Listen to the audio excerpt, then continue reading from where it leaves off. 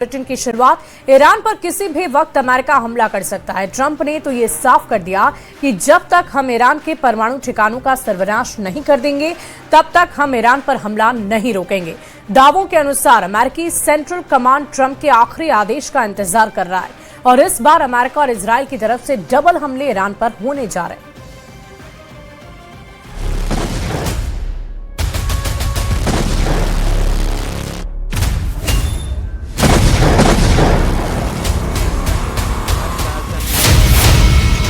तबाह होगा ईरान, भस्म करेंगे पागल परमाणु।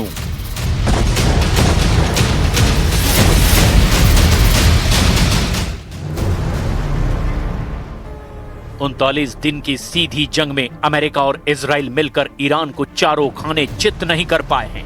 बेशक ईरान पर तूफानी हमलों से भारी तबाही हुई है, लेकिन आज तक ईरान का 460 किलो संवर्धित यूरेनियम, उसके मिसाइल गोदाम और बंकर, यहां तक कि ईरान की लड़ाकू लीडरशिप को भी पूरी तरह से अमेरिका और ईरान मिलकर खत्म नहीं कर पाए हैं।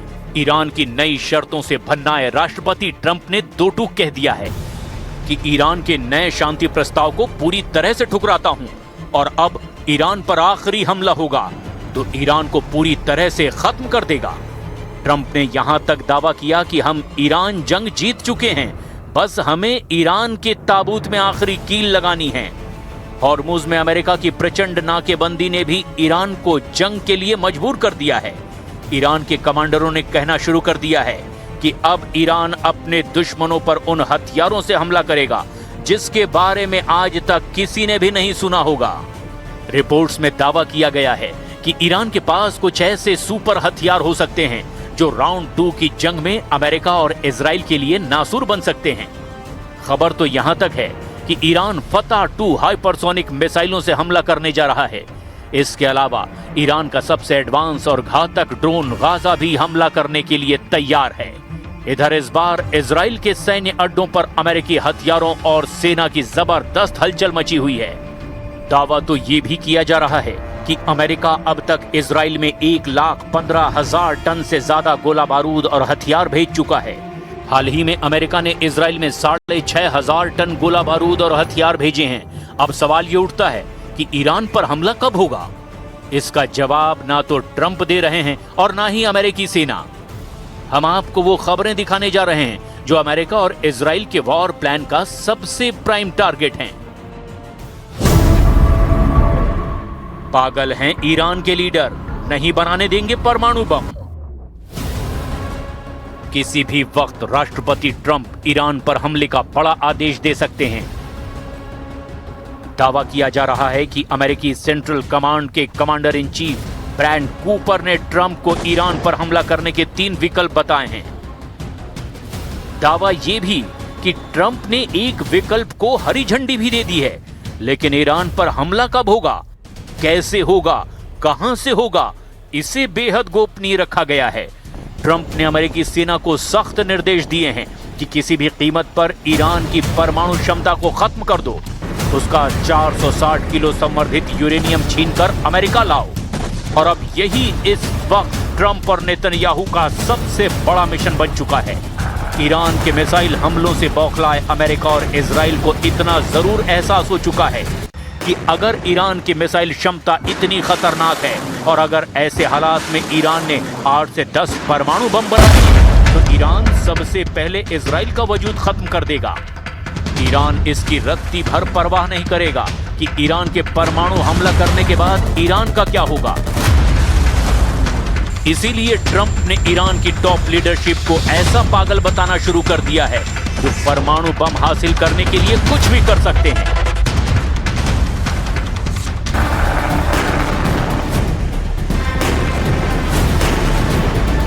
हाइपरसोनिक हमले को तैयार अमेरिका, हार्ट अटैक हमला करेगा ईरान।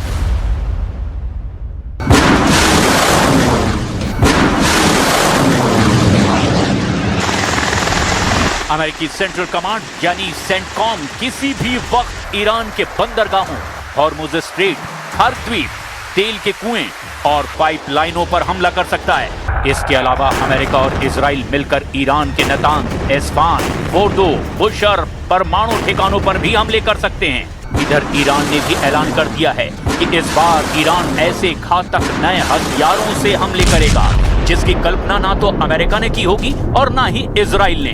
दावा तो यहां तक किया जा रहा है कि ईरान के पास लंबी दूरी की हाइपरसोनिक मिसाइलें 70% से ज्यादा बची हुई हैं। इधर खबर यह है कि अमेरिका भी अपनी डार्क ईगल हाइपरसोनिक मिसाइलों से ईरान में बड़े ठिकानों को निशाना बना सकता है। खबर है कि अमेरिका की डार्क ईगल 5 मैक की रफ्तार यानी लगभग 6100 किलोमीटर प्रति घंटे की रफ्तार से ईरान पर हमला कर सकती है।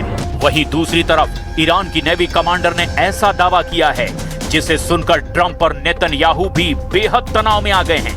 ईरान की सरकारी मीडिया में ईरानी नेवी के commander rear admiral Shahram Irani ने जो कहा उसे सुनकर आप भी हैरान रह जाएंगे।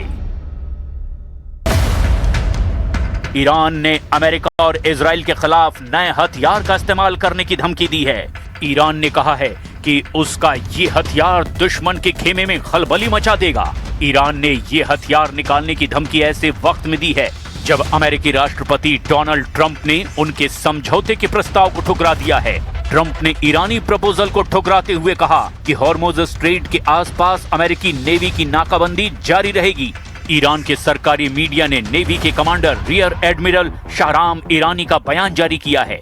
बयान में शाहराम ने कहा कि इस्लामिक गणराज्य ईरान के एक ऐसे हथियार का सामना अब दुश्मन की सेना को करना पड़ेगा जिससे वो बहुत ज्यादा डरते हैं। ये हथियार दुश्मनों के एकदम करीब है। मुझे डर है कि उनके नेताओं को हार्ट अटैक आ सकता है। ईरान की इस नई धमकी से फिर से लड़ाई छिड़ने का अंदेशा पैदा हो गया है। ईरानी नेवी के कमांडर ने एक बयान में कहा कि उनकी ओर से अमेरिकी विमान वाहक पोत अब्राहम लिंकन पर हमले किए गए हैं। इसमें कम से कम 7 मिसाइल ऑपरेशन किए गए हैं। داشتیم مذاکره می‌کردیم. آتش بسی که می‌دونیم از همون اول هم عرض کردم با بدعهدی طرف مقابل مواجه شد.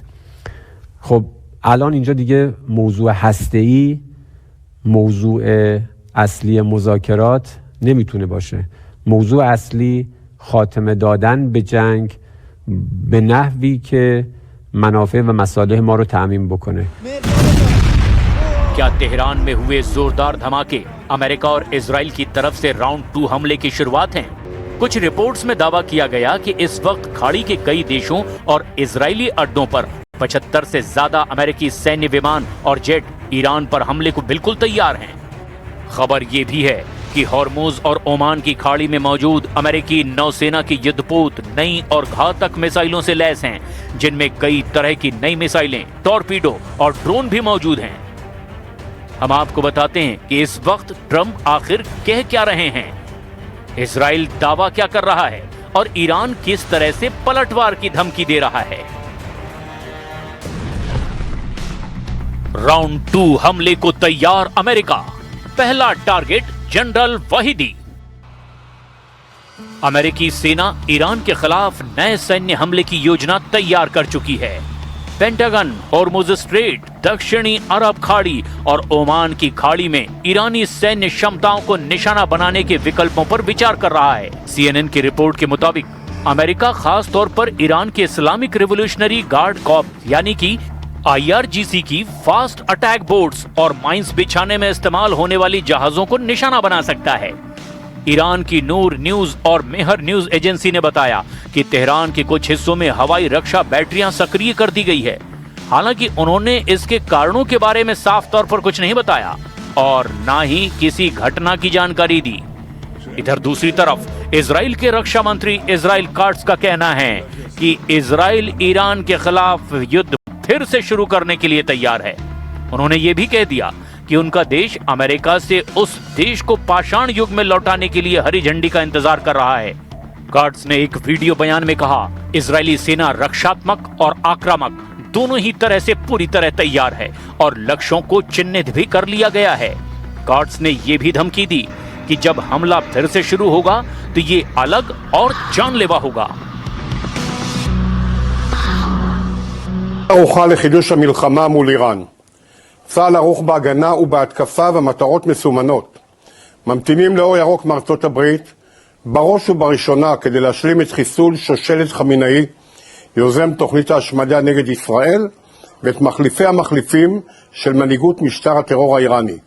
ובנוסף, להחזיר את איראן לעידן החושך והאבן, על ידי פיצוץ מתקני האנרגיה והחשמל המרכזיים וריסוק התשתיות הלאומיות הכלכליות. कुछ रिपोर्ट्स में यह भी कहा गया कि अमेरिका उन ईरानी सैन्य नेताओं को निशाना बनाने पर विचार कर रहा है जिन्हें वो स्थायी शांति वार्ता में बाधा मानता है।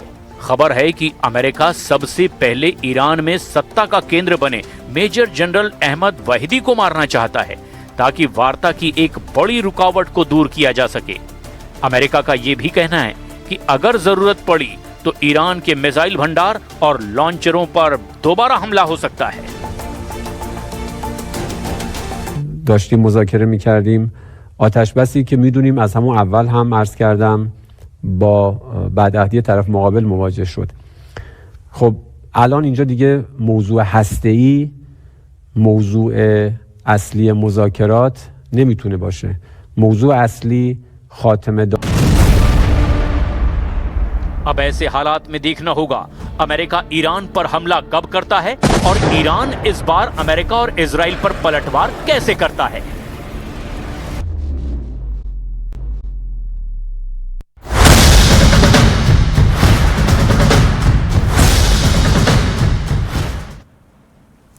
इजरायल ने लेबनान पर भयानक बमबारी कर 10 हिजबुल्लाह लड़ाकों को मार डाला।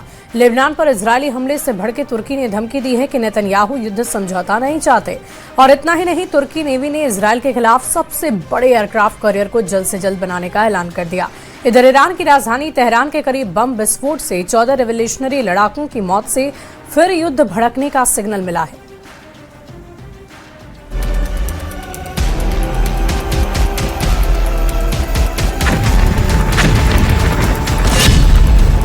ईरान में फिर से बम फटा है।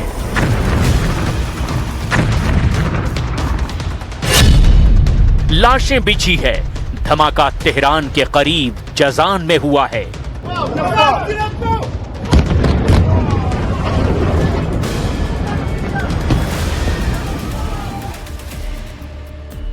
बम विस्फोट में 14 रिवोल्यूशनरी लड़ाकों के चीथड़े उड़ गए। ईरान के सुरक्षा प्रतिष्ठान की करीबी बताई जाने वाली नूर न्यूज वेबसाइट के मुताबिक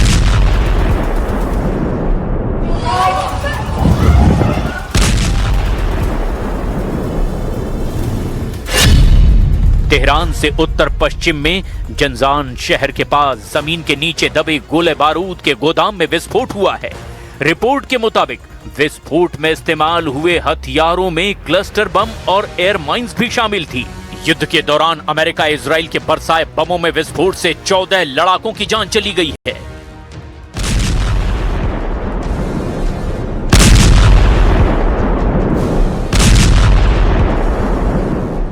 इससे भड़के ईरान ने अमेरिका इजराइल से बदला लेने की धमकी दे दी है।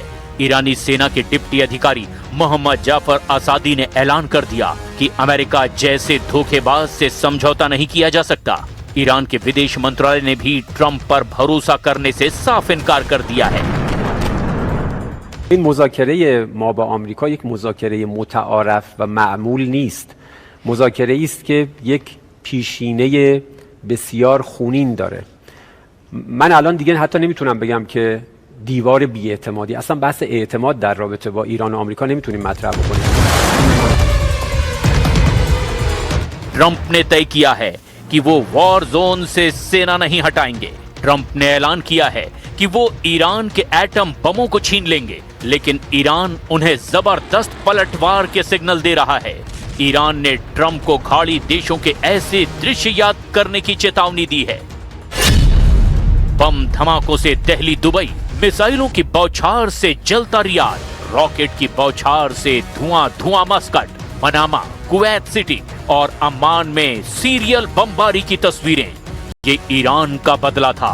ट्रंप नेतन्याहू को ईरान ने खाड़ी के फ्रंट पर बुरा फंसाया था।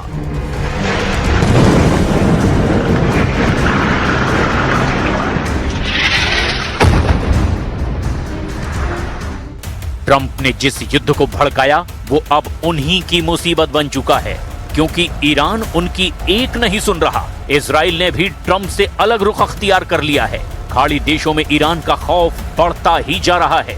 खुद ट्रंप ट्रंप ने कई देशों को अलर्ट किया है कि ईरान के एटमी हथियार कितने खतरनाक हैं। ट्रंप ने कहा कि ईरान परमाणु हथियारों से दुश्मनों को दहलाने की जुर्रत करता है तो उससे पहले ही ईरानी सेनाओं को बर्बाद कर दिया जाएगा। मगर खतरा अभी पूरी तरह टला नहीं है। ट्रंप की ये चेतावनी यही बता रही है।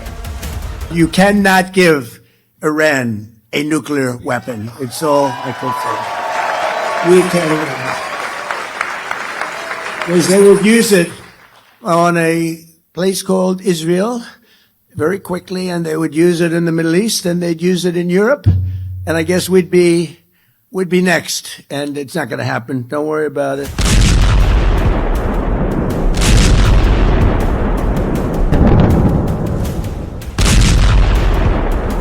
ट्रंप ने ईरान से ऐसे देशों को भी अलर्ट कर दिया है जिन्होंने अब तक युद्ध में उनका साथ तक नहीं दिया, लेकिन ईरान का टोटल फोकस पड़ोसी देशों पर है।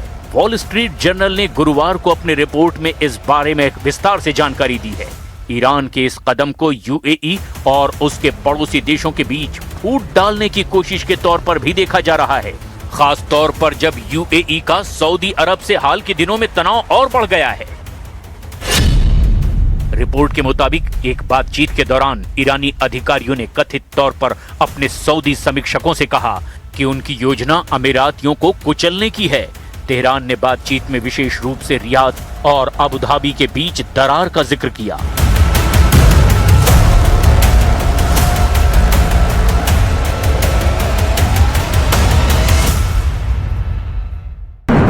इसके पीछे ईरान के खिलाफ अमेरिका और इजराइल के युद्ध शुरू होने के पहले सऊदी अरब और यूएई के बीच दुश्मनी को माना जा रहा है।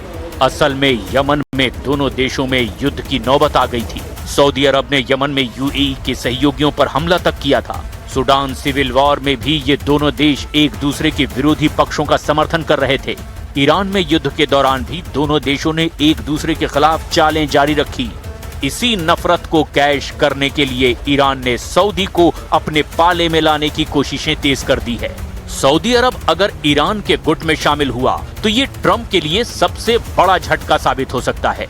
ईरान को इजराइल के सबसे कट्टर दुश्मन तुर्की का भी पूरा समर्थन मिलने के आसार बन गए हैं, क्योंकि तुर्की नेवी के कमांडर एडमिरल के नए ऐलान ने अब इजराइल को भड़का दिया है। तुर्की ने 60,000 टन वजनी एयरक्राफ्ट कैरियर बनाने का ऐलान कर दिया है।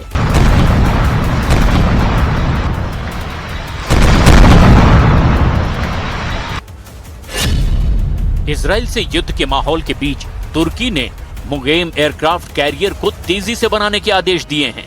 पहले इस एयरक्राफ्ट कैरियर को 2028 के अंत तक बनाने का टाइमलाइन सेट किया गया था, लेकिन अब 2027 की नई डेडलाइन घोषित कर दी गई है। मुगेम तुर्की का सबसे विशालकाय एयरक्राफ्ट कैरियर होने वाला है और ये 60,000 टन वजनी है। इसकी लंबाई करीब 285 मीटर होने की उम्मीद है। यानी ये फ्रांसीसी aircraft carrier Charles de Gaulle, जो कि 261 मीटर लंबा है और 42,500 टन वजनी है, उसे भी पीछे छोड़ने वाला है। माना जा रहा है कि इस एयरक्राफ्ट कैरियर के जरिए तुर्की भूमध्य सागर में अपनी शक्ति का प्रदर्शन करने वाला है।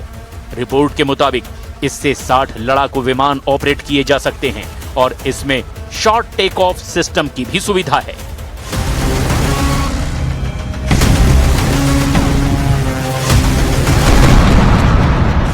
एर्दोआन के नए एयरक्राफ्ट कैरियर ने इजराइल की टेंशन बढ़ा दी है।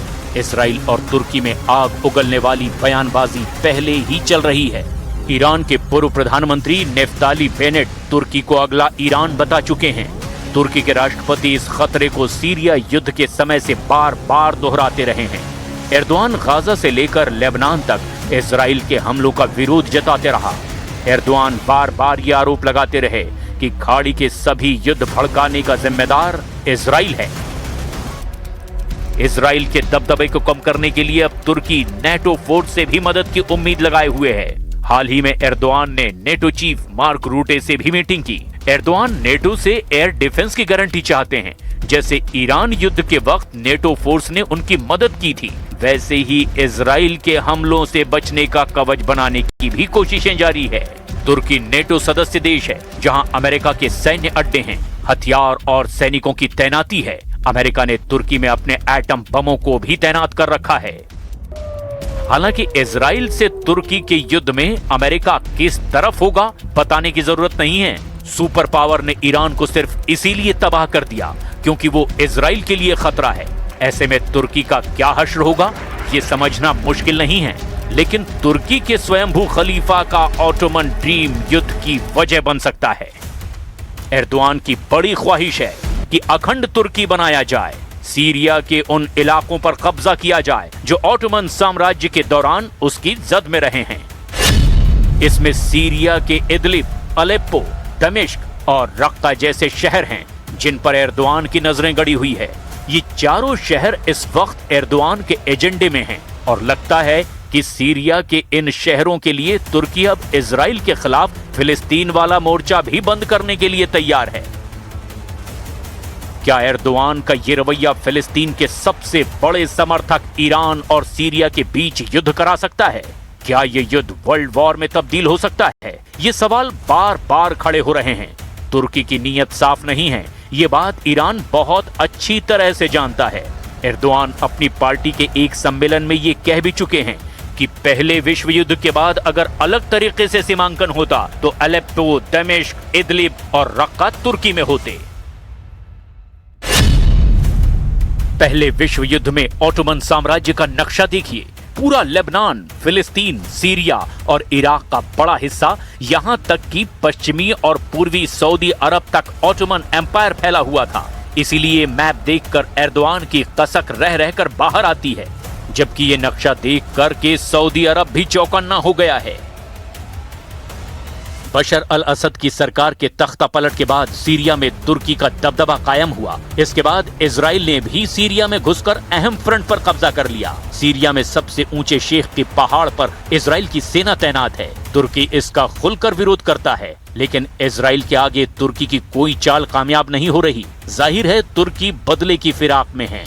ईरान ने अगर दूसरे राउंड में युद्ध में बढ़त बनाई तो तुर्की इजराइल को दहलाने का मौका हाथ से जाने नहीं देगा। लेकिन इजराइल से दुश्मनी कितनी कीमती है तुर्की इसे भी जानता है। इजराइल दुश्मन देशों को तब तक मारता है जब तक वो मटिया मेट ना हो जाए। गाजा इसका सबूत है। लेबनान के खंडहर इजराइल के क्रोध को बयां करते हैं। इजराइल की मार से सीरिया के विद्रोही लड़ाके बेदम हो चुके हैं, लेकिन तुर्की और इजराइल की टक्कर में गेम चेंजर सुपर पावर ही बनेगा। अमेरिका का रुख ही एर्दोआन की किस्मत तय करेगा।